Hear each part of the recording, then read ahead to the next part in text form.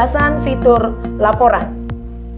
Laporan merupakan fitur untuk melihat laporan apa saja yang telah dihasilkan oleh madrasah.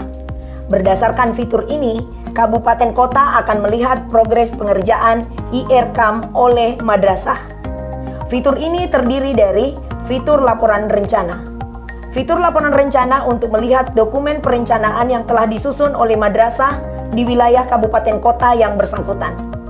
Dokumen perencanaan yang bisa dilihat adalah RKAM untuk madrasah swasta, RKAKL bagi madrasah negeri, RKAKL konsolidasian madrasah ibtidaiyah negeri, RAPBM, dan APBM. Fitur laporan penata usahaan. Fitur ini untuk melihat dokumen penata usahaan yang telah disusun oleh madrasah di wilayah kabupaten kota yang bersangkutan. Dokumen penata usahaan yang bisa dilihat adalah buku kas umum, buku kas umum konsolidasian madrasah ibtidaiyah negeri, buku pembantu pajak, buku pembantu kas tunai, dan laporan pertanggungjawaban bulanan madrasah. Fitur laporan realisasi. Fitur ini digunakan untuk melihat laporan realisasi yang telah disusun oleh madrasah di wilayah kabupaten kota yang bersangkutan. Dokumen pelaporan realisasi terdiri dari laporan realisasi keuangan dan laporan realisasi output kegiatan.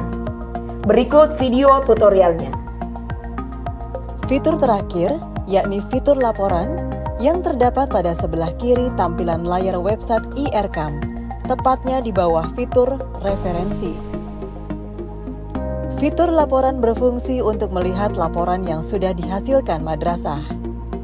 Pada fitur pengaturan, terdapat 3 menu, yakni laporan rencana, laporan penata usahaan, dan laporan realisasi. Laporan rencana terdiri dari RKAM, RKAKL bagi madrasah negeri, RKAKL konsolidasi min, RAPBM, APBM. Laporan penata usahaan terdiri dari BKU setiap madrasah pada suatu provinsi, BKU konsolidasi min, pembantu pajak, pembantu buku kas tunai, dan pertanggungjawaban. Laporan realisasi terdiri dari keuangan realisasi dan output kegiatan. Subfitur tersebut hanya bersifat untuk ditinjau sebagai acuan, tidak dapat diubah atau dihapus.